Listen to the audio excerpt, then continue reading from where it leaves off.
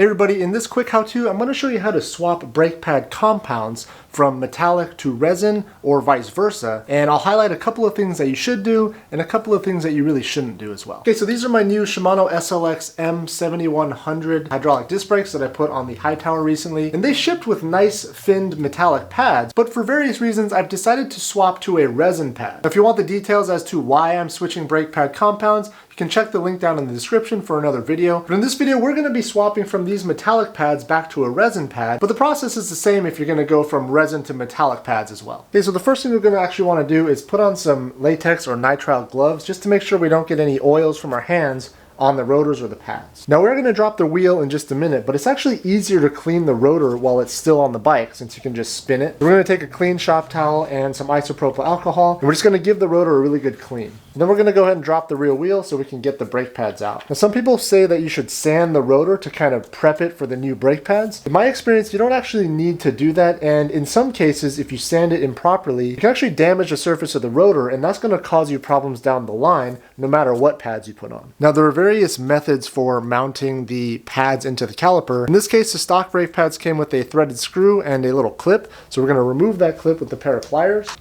Should just pop off like so. And then we're just going to use the appropriately sized Allen wrench, which in this case is a 3mm, to remove the pad retaining bolt. Now once the bolt is out, you can pinch the pads together and they should just slide right out.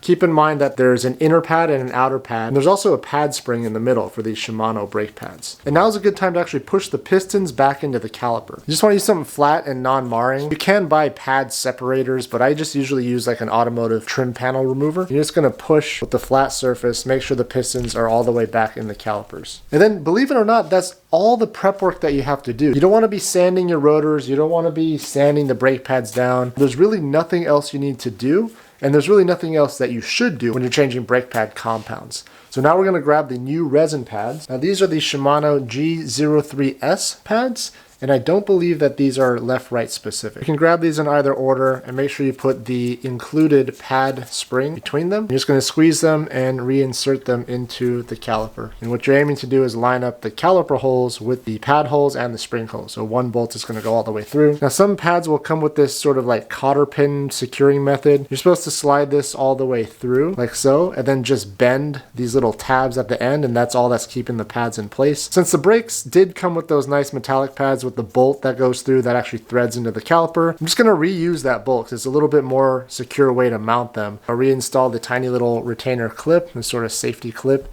that'll just go right on the end of that bolt there. Now, somewhat critically, we don't want to over tighten or under tighten this bolt, so we're aiming for 2 to 4 newtons on this pad retainer bolt. So I'll just split the difference and go with 3. There we go. Now we're going to put the rear wheel back in. Remember, the rotor is absolutely clean. We did not sand it. We didn't need to. And we have the fresh pads in the caliper, which is a different compound. So again, we went from metallic pads to resin pads. Okay, so that's actually it for swapping brake pad compounds. But critically, before you ride, you absolutely have to go out and do a proper bed-in process, especially because we just changed the pad compound. So what that means is we're going to go outside to a nice flat surface, get up to moderate speed, 15, 18 miles an hour, and moderately drag the brakes until we reach walking speed, but don't completely stop. You're not going to lock up the brakes, you're not going to skid, you're just going to moderately drag those brakes. Turn around, you're going to do that again. For resin pads, they generally bed in a little bit quicker, so maybe 10-15 times and you'll be ready to go. Metallic pads do take a little bit longer to bed in, so 15-20 times. And then even on your first ride out, they might not reach their maximum stopping power, but rest assured that if you start the bedding in process properly, your brakes will gradually reach their maximum potential over time. Okay, well that's going to do it for this quick how-to. Again, if you want my take on which brake pad compound makes the most sense and why, you can check out this video up here. Thanks again for watching, and thanks for subscribing to the channel if you haven't already, and I'll see you next time.